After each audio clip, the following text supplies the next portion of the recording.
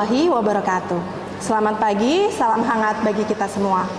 Selamat datang di video pernyataan diri dosen dalam unjuk kerja Tridharma Perguruan Tinggi sebagai bagian dari sertifikasi dosen yang dirancang untuk memajukan kualitas pendidikan di Indonesia.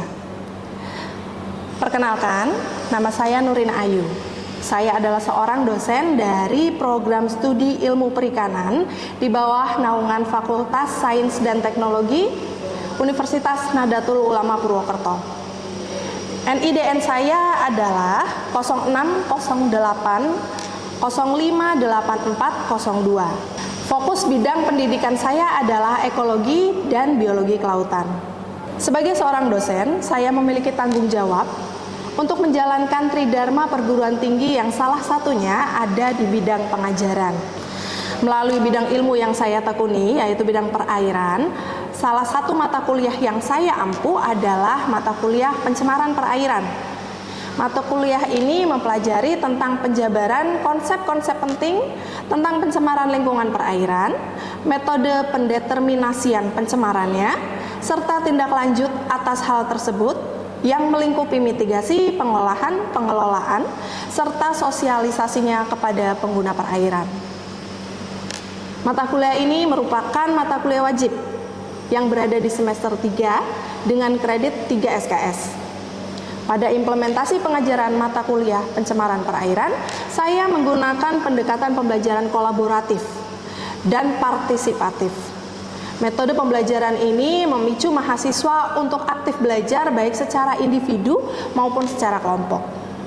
Perkuliahan mata kuliah pencemaran perairan dibagi menjadi 14 kali pertemuan, dan 14 kali pertemuan ini tidak termasuk praktikum, tidak termasuk ujian tengah maupun ujian akhir semester. Capaian pembelajaran yang dibebankan pada mata kuliah ini diantaranya adalah mampu membuat garis besar konsep dan prinsip-prinsip pencemaran pada perairan dari sudut pandang fisik, kimia, dan biologi, mampu mempraktikkan kaidah pengukuran parameter kualitas air, mampu mengorelasikan nilai-nilai parameter air dengan tingkat pencemaran berdasarkan parameter fisik, kimia, dan biologi, mampu memolakan nilai-nilai parameter air, mampu mendiagnosis kondisi perairan permukaan. Sedangkan kajian materi dalam mata kuliah ini adalah yang pertama ada konsep perairan, siklus airnya dan kualitas air. Kemudian bentuk dan sumber pencemaran perairan. Yang ketiga dampak pencemaran perairan. Yang keempat pencegahan dan peraturan pencemaran perairan. Yang kelima tentang kimia air dan mikrobiologi perairan. Yang keenam teknologi pengolahan air. Yang ketujuh kualitas air untuk kebutuhan air minum dan rumahan. Dan yang terakhir adalah tentang kualitas air untuk kebutuhan budidaya. Setelah menyimak tentang aspek-aspek yang saya gunakan dalam bidang pengajaran, sekarang mari kita saksikan proses pembelajaran yang saya lakukan di dalam kelas. Oke, Assalamualaikum warahmatullahi wabarakatuh. Selamat pagi semuanya. Pada sehat? Alhamdulillah. Ini saya lagi kedinginan ini, habis kena hujan tadi di jalan. Kalian gimana, kena hujan nggak? Iya, sama. Di mana? Banjir di mana? Di mana banjirnya? Banjir tadi dekat rumah sih pas mau keluar. Oh, ya banjir kenapa tuh? Kayaknya curah hujan tinggi terus air sungai meluap, tapi kondisi di situ mungkin banyak sampah ya Bu. Jadi airnya sangat kotor banget. Oh, gitu ya. Jadi sungainya kena ketutup sampah atau gimana? Iya mungkin Bu. Jadi pas itunya meluap ya sampah juga ikut, jadi bau kotor. Dekat rumah? Iya Bu. Berarti rumah kamu kebanjiran nggak? Iya. Iya. Oke. Tapi gimana kuliahnya nih? Semangat? Semangat yang lain gimana? Semangat? Oke, baik. Kalau kita semangat buat kuliah, insya Allah berkah ya. Kita langsung aja masuk ke kuliah. Ini pertemuan kedua ya. Pertemuan kedua mata kuliah pencemaran perairan. Ya, sebelum kuliah dimulai, seperti biasa kita baca doa dulu bersama-sama. Berdoa dimulai. Berdoa selesai. Baik. Saya udah siapin ya materinya, tapi nanti kita kuliahnya ini nggak cuma materi, kalian akan ada diskusi, jadi akan dibagi kelompok. Untuk memudahkan kayaknya ini kelompoknya gini aja deh, ini 1, 2, 3, oke? Baik. Materinya kita akan segera menyimak. Oke. Materi kita hari ini adalah karakteristik dan bentuk pencemaran perairan. Nah, ini materinya ini harusnya selesai dikuasai dalam 2 kali pertemuan. Ya, harapannya kalau kalian sudah menguasai materi ini, nanti kalian tuh bisa mengetahui sebetulnya pencemaran perairan itu kayak apa sih. Ya, nanti bentuk-bentuknya, ciri-cirinya, modelnya, sumber-sumbernya dan lain-lain, kalian akan bisa mengetahui tentang pencemaran perairan lebih jauh, gitu ya. Kita mulai. Pertama, masih ingat pencemaran perairan itu apa? Masih, oke. Ya, jadi pencemaran perairan itu ada zat yang masuk dan mengubah ekosistem perairan. Dan pencemaran perairan ini pasti kita akan bicara sumber, karena nanti akan ada pencemarnya, apa yang masuk gitu kan. Sumbernya itu bisa dibagi jadi 2, sumber titik dan sumber non titik. Sumber titik itu artinya dia langsung di situ, ya kayak peralon pipa. Ya, peralon pipa dia akan langsung mencemari perairan di situ. Kalau yang sumber non titik itu artinya sumbernya tuh nggak diketahui. Dia awalnya dari mana? Tahu-tahu udah ada aja, airnya udah tercemar aja. Gitu ya. Berikutnya ini adalah penjelasan beberapa sumber titik, contohnya ya, ada pembuangan limbah industri, pembuangan limbah domestik, instalasi IPAL ya, sumur resapan dan pembuangan tinja atau yang kita kenal septic tank ya. Septic tank itu juga bisa menjadi sumber pencemaran. Kemudian pembuangan limbah pertambangan, ini yang gede-gede, sebetulnya masih ada sumber-sumber lain, tapi ini yang paling banyak terdeteksi mencemari perairan. Berikutnya untuk sumber non titik. Ya, sumber non titik itu ada runoff. Siapa yang nggak tahu runoff? Runoff itu limpasan, jadi aliran air. Ya, runoff pertanian artinya apa? Air yang melintasi daerah pertanian. Dan itu nggak murni. Memang di padi enak dimakan, tapi air itu sudah mengandung zat-zat pencemar, dia ngalir. Terus runoff perkotaan, got-got, ya kalau hujan air ngalir di jalan, ya kena oli, kena orang buang sampah bekas dan lain-lain. Kemudian dari penggundulan hutan, kok bisa masuk sumber non titik? Karena kalau hutannya gundul, airnya langsung gerujuk-gerujuk ngalir gitu loh, ya. Kemudian ada limbah plastik dan sampah rumah tangga. Kalau ini jelas ya, tadi ya yang banjir itu ya. Oke, berikutnya ada jenis-jenis polutan. Jadi saya nggak akan mendetilkan di sini karena kalian nanti akan diskusi sendiri ya. Ada organik, anorganik, biologis, kemudian ada fisik dan thermal. Ternyata thermal adalah sumber jenis polutan yang khusus karena dia sudah menyebabkan masalah juga meskipun tidak kelihatan. Ya. Oke, berikutnya daya sebar polutan. Nah, ini penting sekali. Bagaimana sebuah zat bisa mencemari perairan itu punya daya. Misalnya kalian, mohon maaf ya, buang air cuman sedikit, itu tidak mencemari. Tapi kalau misalnya satu kelurahan buang air pada saat yang bersamaan, nah itu bisa mencemari karena langsung banyak. Dayanya beda, yang sedikit sama yang banyak. Dan yang mempengaruhi daya tadi ada 4 hal ini, ya, sifat fisikokimiawi, hidrodinamika, jenis badan perairan, sama kuantitas dan konsentrasi polutan. Oke? Berikutnya, oh ini nggak kelihatan ya tulisannya, bentuk-bentuk pencemaran ini ada yang fisik, kelihatan nggak? Ya, fisik, kimia, dan biologi. Fisik ya seperti itu, kimia ya biasanya reaksi-reaksi kimia, kalau biologi itu kayak bakteri, virus, dan lain-lainnya. Kemudian ada pencemaran nutrien. Ternyata nutrien itu bukan cuma hal bagus ya, tapi juga bisa mencemari. Termal ya tadi sudah dibahas. Kemudian mekanisme penyebaran polutan ada 4. Yang di sini ada difusi, adveksi, sedimentasi, dan resuspensi. Terakhir ada bioakumulasi dan biomagnifikansi. Jadi bioakumulasi terutama polutannya itu nempel di badan organisme dan dia terakumulasi. Ada yang cuma terakumulasi, ngumpul puk-puk-puk, ada juga yang karena numpuk itu dia menyebabkan daya cemar yang lebih kuat. Gitu ya. Berikutnya, oh, that's a wrap. Itu materinya. Materi dasar, materi awal. Ya, nanti bagaimana isinya silahkan kalian cari dan diskusikan sendiri. Hari ini kita akan belajar dengan metode jigsaw namanya. ya. Jigsaw itu masing-masing kalian adalah badan puzzle.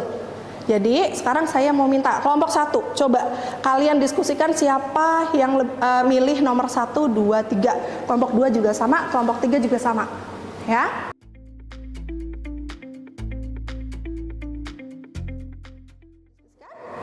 Oke, dah, oke. Kelompok 1 siapa? Udah. Entar dulu, kelompok 3 udah? Dah. Kelompok 2? Udah, oke. 1, siapa yang 1? Angkat tangan yang 1. 1. Kamu 1 juga lah, dia 1. Oke, 1. 2. Siapa? Oke. 3. Oke, baik. Kelompok 1. Yang 1 akan saya kasih buku, ya. Ini adalah teorinya. Jadi yang nomor 1 bertanggung jawab tentang teori-teori pencemaran, ya. Silakan dipelajari. Ini teorinya. Mana tadi nomor 1? Ini ya. Yang 2 tadi mana? 2 angkat tangan. Oke. 2 silakan. Ini traffic. Ini industri, ya. Oke. 3. Oh, 3 ini aja. 3 saya share videonya di grup, ya. Videonya saya share di grup. Silakan kalian tonton. Nanti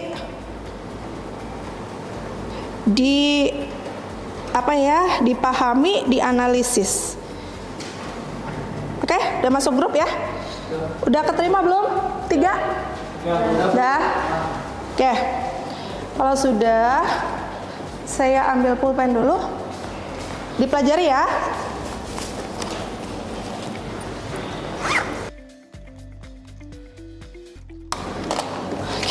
Sambil kalian sambil kalian mempelajari, sambil saya absen ya.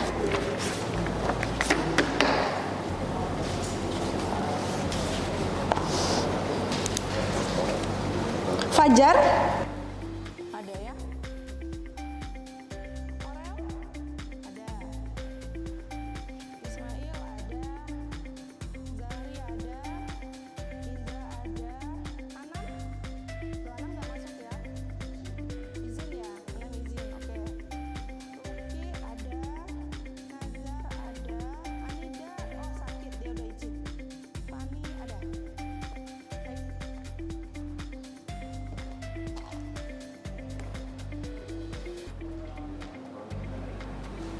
Sudah? Kira-kira sudah sampai mana nih? Video sudah selesai ditonton? Yang 3? Ya. Dikit lagi? Ya.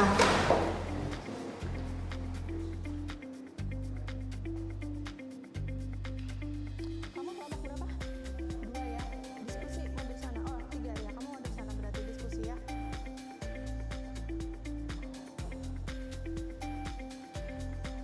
Oke, baik. Sekarang setelah selesai semuanya, dipegang ya, materi masing-masing dipegang. Silahkan kalian ngumpul nih, yang 1 sama yang 1, yang 2 sama yang 2, yang 3 sama yang 3. Yuk, cepetan yuk. 1 sama 1, 1 sini. Ya, 2 depan sini, 2. 3 belakang sana, 3. Oke, baik. Nah, apa fungsinya kalian dipindah kelompok begini? Fungsinya adalah untuk membahas materi kalian masing-masing dengan kelompok lain. Silakan ya, didiskusikan.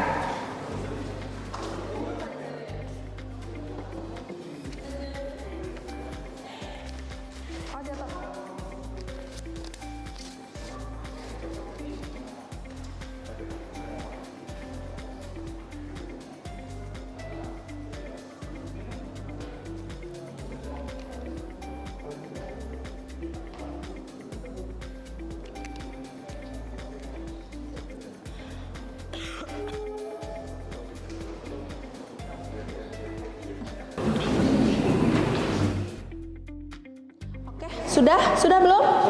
Sudah. Oke, baiklah. Kalau sudah, sekarang kembali ke kelompok masing-masing. Kembali lagi ke kelompok masing-masing.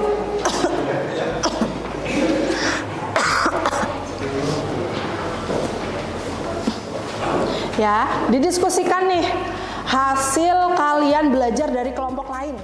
Silakan diskusi.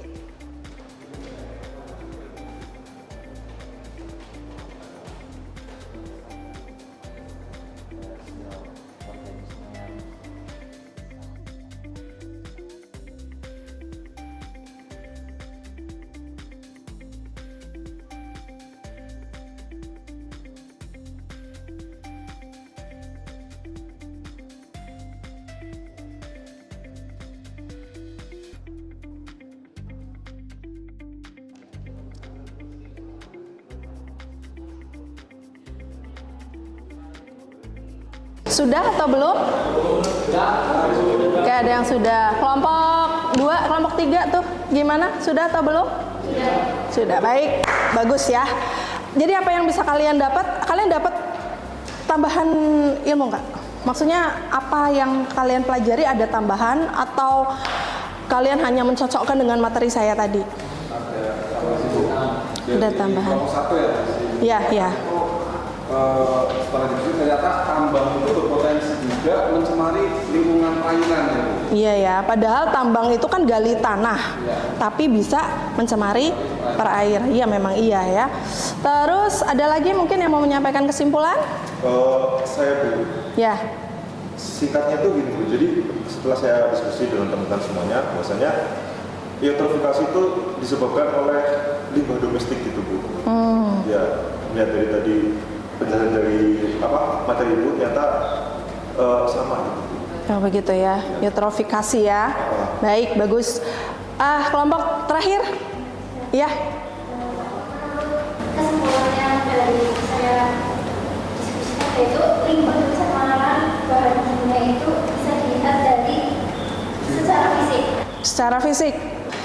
Jadi fisiknya langsung terlihat. Oke, baik. Gampang kan ya ternyata kita bisa menyimpulkan dari apa yang kejadian di sekitar kita, begitu kan? Nah, tapi tentu saja tidak semudah itu ya, Pulgoso.